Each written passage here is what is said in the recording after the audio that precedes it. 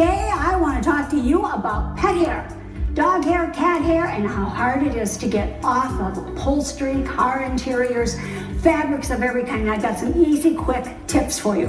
First thing I want to show you is something that I've been testing, and it is called the Chom Chom, and it's pretty amazing. I got this on Amazon, and the way it works is this roller picks up the hair and deposits it in a little trap, like a dustbin. So I want to just run it over here.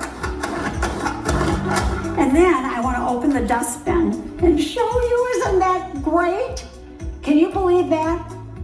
It does it that easily, and it picks up the cat hair. Now, if you have dogs that are in the car, or you have upholstery with cat hair on it, this thing is a must-buy on Amazon. I put a link on my website in case you need to find it. Now, another thing I like to do is I like to use a damp sponge, and I just make sure it's run out so it's just damp. It doesn't need to be wet.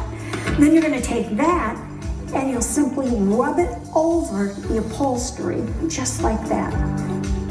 And it will kind of roll up the hair so you get it on the sponge.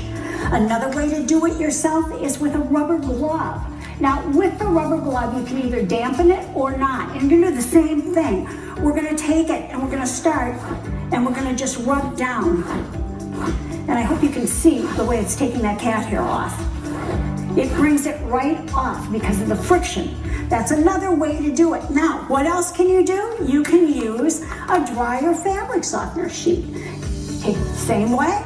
You're gonna just rub it over. And the beauty of this is that it also puts a little static guard on it so that, can you see the way that's rolling up on there? It really does a good job. And it keeps it from sticking the next time.